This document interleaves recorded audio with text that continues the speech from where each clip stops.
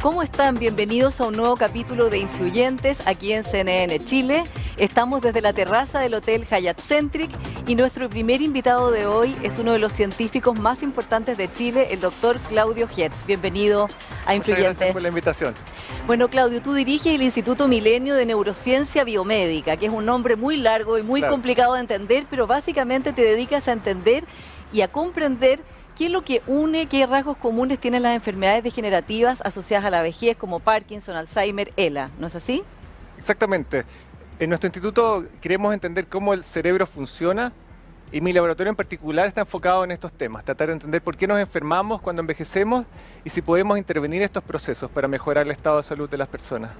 Claudio, además tú estás liderando investigaciones mundiales, también eres parte del Buck Institute de Estados Unidos, de California, donde digamos es el centro más importante de investigación sobre la vejez. Quiero partir preguntándote por los efectos que va a tener la pandemia, especialmente en la tercera edad, por todo lo que han tenido que sufrir, aislamientos mucho más duros que el resto, falta de contacto con su familia, con sus nietos, falta de ejercicio, falta de sol. ¿Qué va a pasar? ¿Qué consecuencias va a tener esto en la población adulta mayor?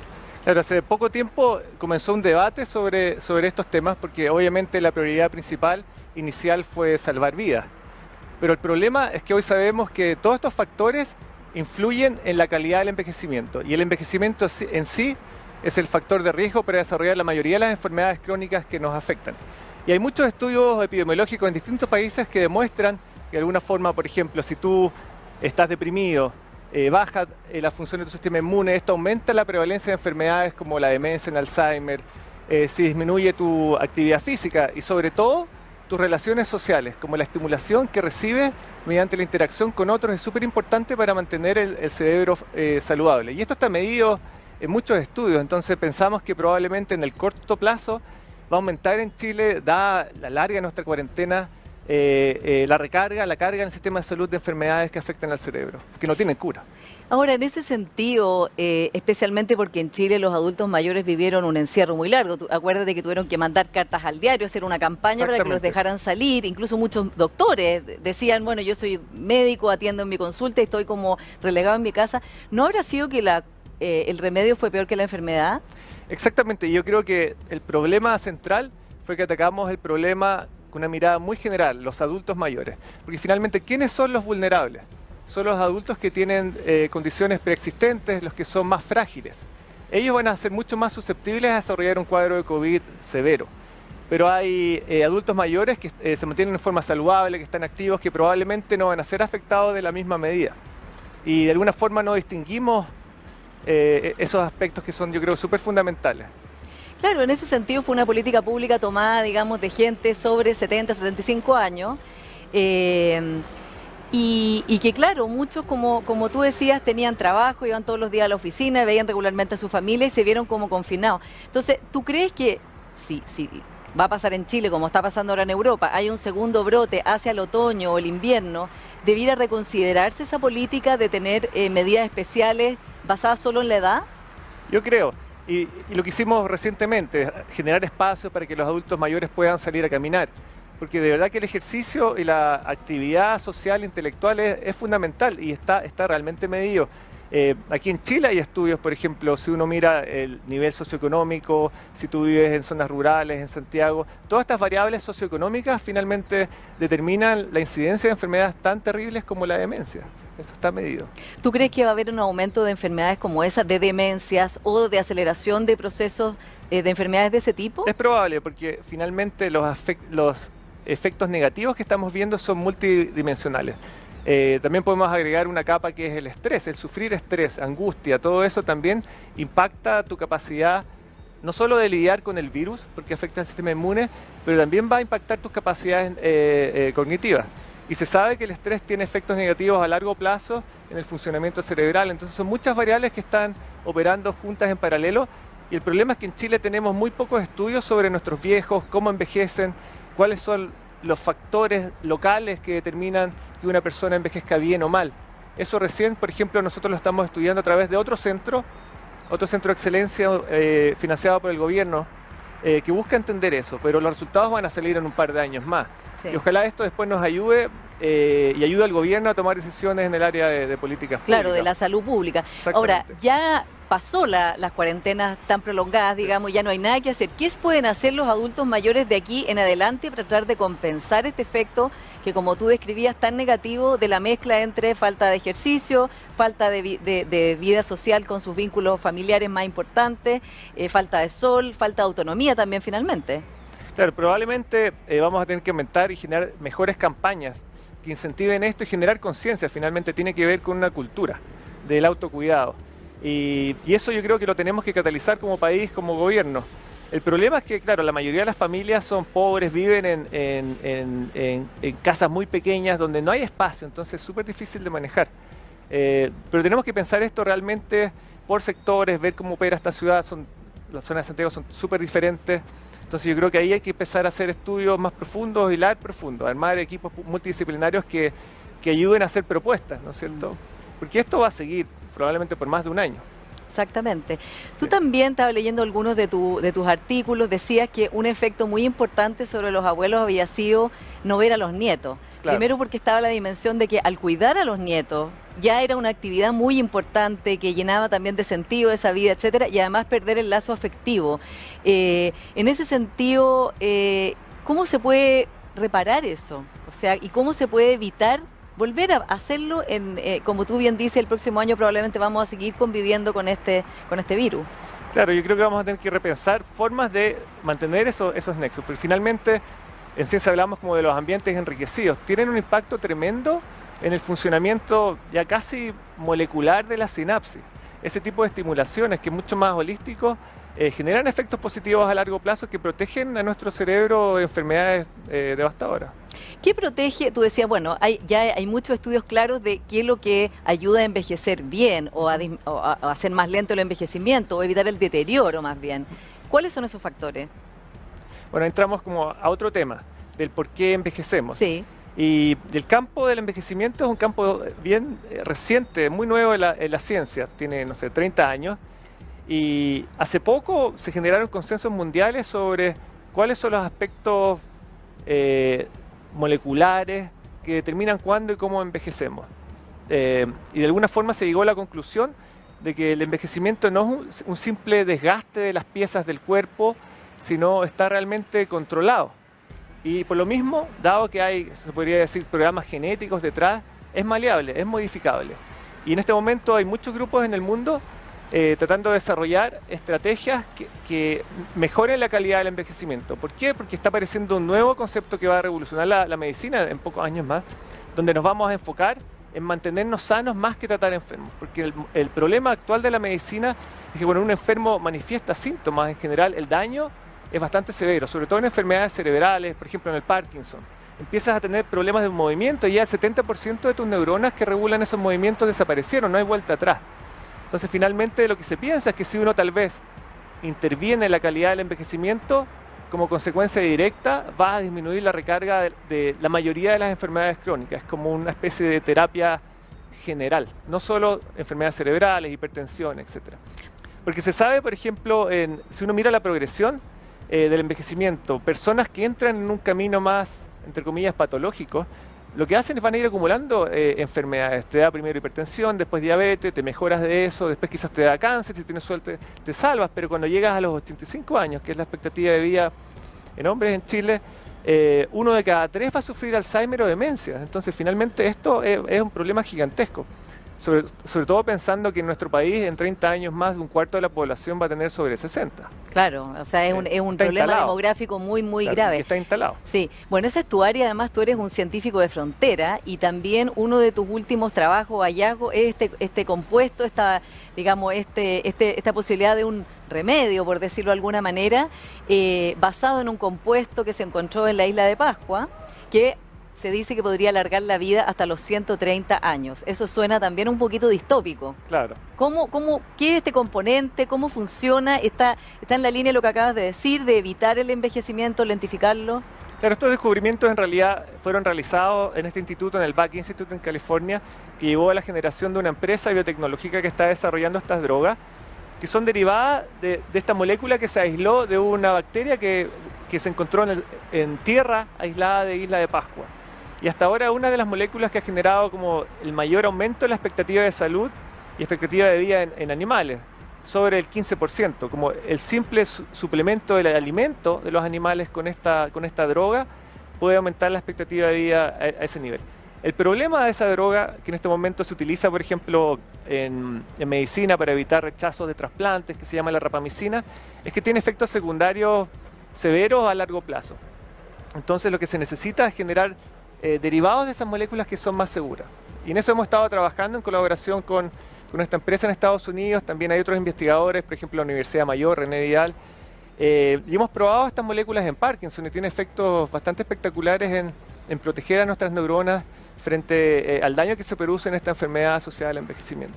Ahora, uno piensa también, Claudio, vivir 130 años puede también ser un infierno. O sea, sí, 100%. En el fondo es de qué manera vivir más. O sea, como digamos por sí sola, el objetivo de prolongar la vida no tiene mucho sentido si no está acompañado de una calidad de vida. En ese sentido... Exactamente. Entonces, las intervenciones que se están pensando en el mundo tienen que ver con mejoras cuando uno es joven, que se traduzcan en alargar este periodo de vida sana. Y hay ejemplos en el mundo, los centenarios, viejitos que llegan a los 100 años libres de enfermedades, se tropiezan y se mueren a los 3 días, ¿te fijas?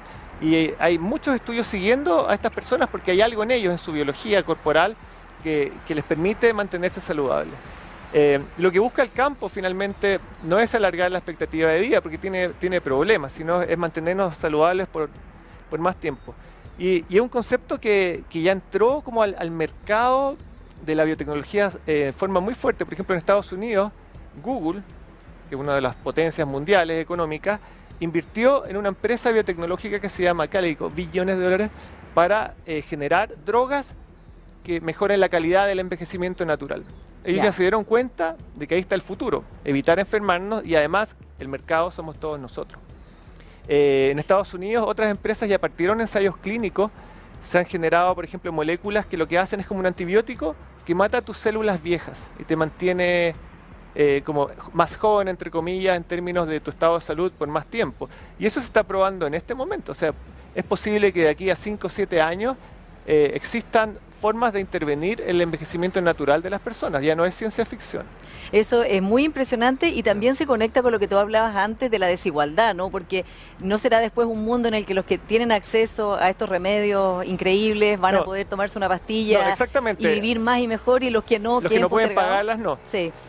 Siempre me hacen esta pregunta porque hay un dilema ético bastante fuerte. Obviamente la historia de la humanidad esto ha ido cambiando con las tecnologías, con los avances industriales. Cada vez vivimos más lentamente. Ahora probablemente van a haber cambios cuánticos en cuánto podemos vivir. Pero si tú miras los datos en Chile, es bien macabro, porque por ejemplo, si tú haces un análisis ISAPRES versus FONASA, puedes separar a la población chilena y miras la expectativa de vida, la expectativa de salud, ya es diferente. O sea, en Chile la desigualdad ya está instalada en términos de la calidad del envejecimiento, da tu acceso a un sistema de salud con niveles distintos. Y también de acuerdo a dónde vive, desde luego. Sí, eso también está estudiado. Y lo mismo se ha mostrado, por ejemplo, al comparar zonas rurales versus ciudades en Chile.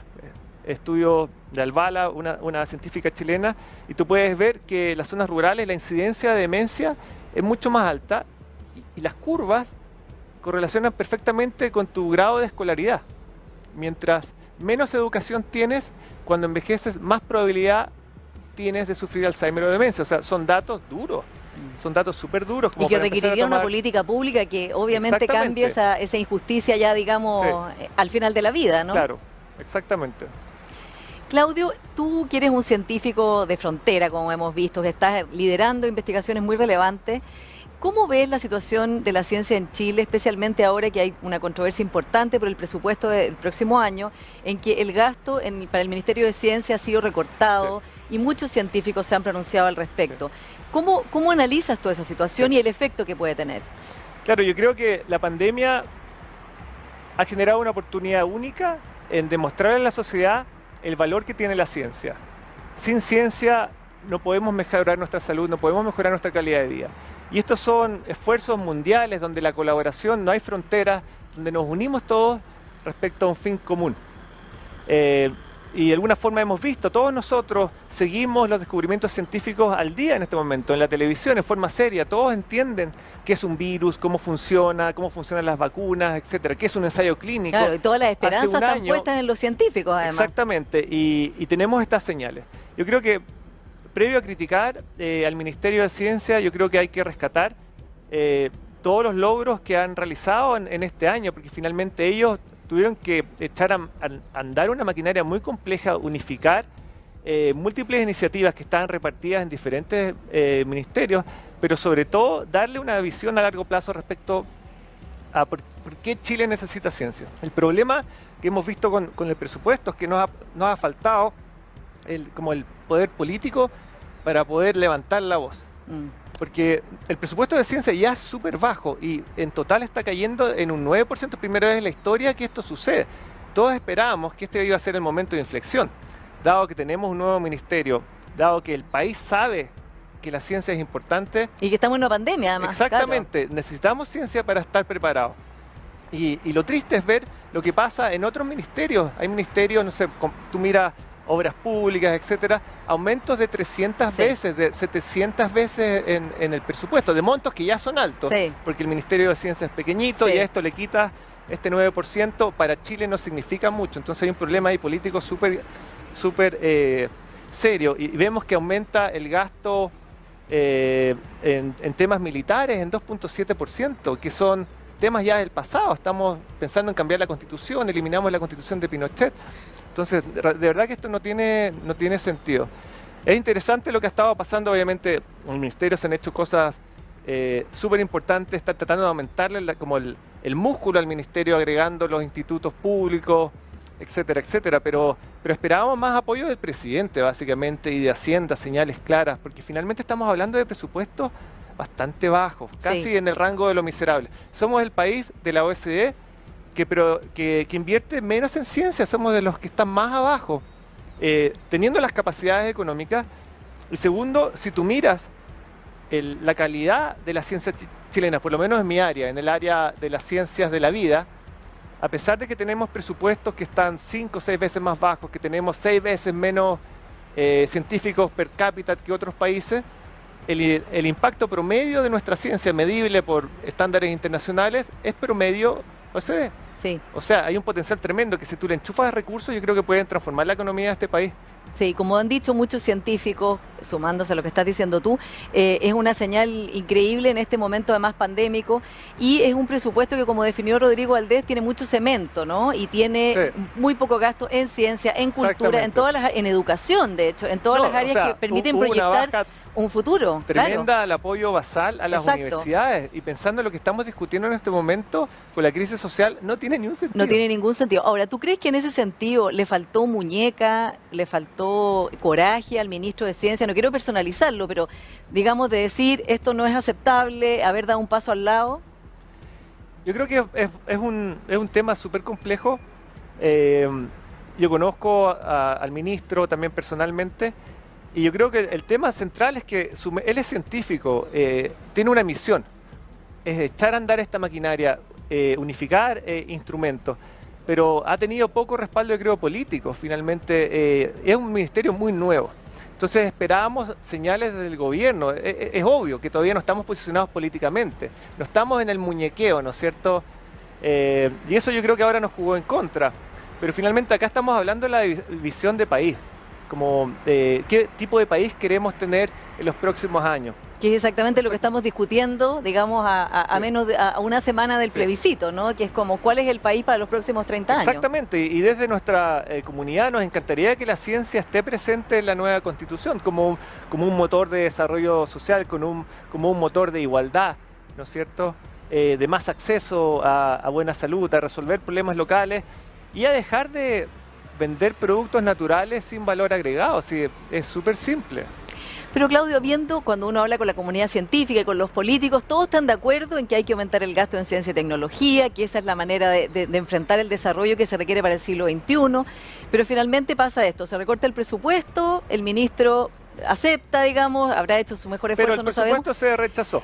Sí, se rechazó, Ahora hay un digamos, por la espacio- comisión Sí. y ahí están ejerciendo una presión los senadores y los parlamentarios. Pero yo invito como a la comunidad a mirar la discusión presupuestaria que se hizo respecto a las opiniones de los senadores. Y es bien interesante la visión como global que ellos tienen. Y es claro que hay cada vez más políticos interesados en el tema ciencia. Están Sí. viendo que realmente, si queremos algún día ser un país desarrollado, sin ciencia no lo vamos a lograr. Entonces tenemos que tener una mirada por lo menos a mediano plazo. Y eso implica inversión, o sea, por lo menos duplicar el gasto. O De sea, hecho, llegar a un punto del PIB sería el ideal. De hecho, encontré declaraciones tuyas de hace unos 3 años atrás, cuando se estaba discutiendo la creación de este ministerio, y dijiste, bueno, esto es bueno en la medida que se duplique o cuatriplique el presupuesto y no que se vaya el presupuesto a gastos administrativos del ministerio. Exactamente, mirando lo que se hace en otros países de la OECD. Yo creo que es una muy mala señal. ¿Tú todavía crees que es reversible esta decisión, digamos? ¿Y a qué llamarías al presidente, que en este caso sería la persona que podría hacer un cambio, o el ministro de Hacienda? Yo creo que hay que mirar esto en detalle. Claramente no podemos disminuir el presupuesto. Y de verdad que estamos, lo voy a decir en chileno, hablando de migajas. El presupuesto de ciencia es muy pequeño. Entonces ese 10% en términos globales, lo que significa para el país, en términos de hacer otras cosas, es bien insignificante, pero el impacto que va a tener para la comunidad científica va a ser bastante terrible. Sobre todo por lo que vemos en los concursos, los cortes, en términos de calidad de evaluación, son altísimos. Quedan muchos proyectos igual de buenos fuera porque no hay más fondos, pero sí está el capital humano, está preparado. Los jóvenes están quedando fuera. Cada vez hay menos inserción. Si ponemos menos recursos basales en las universidades, no estamos dando espacios para crecer. Entonces es una señal súper también desalentadora para los jóvenes que quieren también entrar en el mundo de la ciencia, contribuir al desarrollo tecnológico del país. Uh-huh. En ese sentido, Claudio, ¿cómo ves tú, algo que ya habías adelantado, el papel de los científicos en la nueva Constitución? ¿En qué puntos crees que deben ellos dar su mirada? ¿Y crees que deben también ser candidatos a convencionales? Hemos estado discutiendo esto con varias personas, incluyendo con Cecilia Hidalgo, la presidenta de la Academia de Ciencias, y creo que tenemos que buscar representantes que en la convención, digamos. Exactamente, sí. que levanten la voz por nosotros, porque finalmente es súper complejo el análisis más técnico de la Constitución, porque obviamente un aspecto es explicitar el rol de la ciencia en el desarrollo del país, en defensa, en recursos naturales, etcétera, pero también cómo se discuten los presupuestos. Hay muchas aristas que son muy técnicas que nosotros los científicos no tenemos como esa capacidad de ver. Yo creo que tenemos que hacer un estudio súper profundo de qué aspectos de la Constitución pueden realmente elevar el desarrollo de Chile a través de la ciencia, además de obviamente otras disciplinas. Pero 100% es una oportunidad única, ¿no es cierto?, tener una Constitución que no solo se genera en condiciones de paridad, donde incluye a los pueblos originarios, etcétera, pero que tenga un componente de desarrollo local, intelectual, ¿no es cierto?, como un motor de desarrollo. Y además ustedes, los científicos, son los que sí que están mirando el futuro y lo que viene, ¿no? Y como decías tú, hay que agregarle a nuestra economía, a nuestra manera de vivir, esa visión hacia el futuro. Sí, y como dijo el senador Girardi ayer en una declaración, esta es la era de la ciencia, o sea, no podemos estar fuera. Inteligencia artificial, estudio de nuestros océanos, quizás empezar a pensar en nuevos rubros productivos que tengan que ver con, por ejemplo, la flora y fauna local, etcétera. Recursos naturales tenemos infinitos y no les estamos sacando partido. Hemos visto lo que se discute con el litio, es bien triste, te fijas, las capacidades están ahí, pero tenemos que invertir en capital humano, en generar capacidades locales. No nos basta solo con importar tecnología. Y en ese sentido, y para terminar, porque se nos acaba el tiempo, ¿estás esperanzado con el proceso que se abre de aquí en adelante, después del plebiscito y de cara a redactar por primera vez, como dices tú, en la historia de Chile, paritariamente una nueva Constitución? No, 100%, porque finalmente todos nosotros lo que buscamos es vivir en una sociedad más justa y con más bienestar. Nosotros desde la biomedicina eso es lo que buscamos finalmente, es el bienestar común.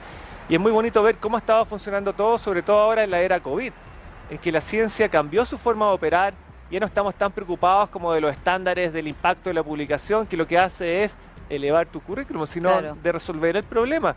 En este momento la mayoría de la ciencia se publica en repositorios, donde tú entregas la información Y públicamente, está se abierta, analiza digamos, en de el manera día colaborativa. y se irá Claro. confirmando en el tiempo, pero el asunto es el ahora. Sí. ¿Cómo resolvemos esto globalmente? Y yo creo personalmente, si esta estrategia que el mundo ha utilizado para atacar el COVID, después la ocupamos para atacar el Alzheimer, después el cáncer, vamos a empezar a solucionar problemas como mayores y fundamentales de la sociedad. Ojalá así sea. Claudio Hetz, muchas gracias por haber estado hoy día con nosotros en Influyente. Muchas gracias por la invitación.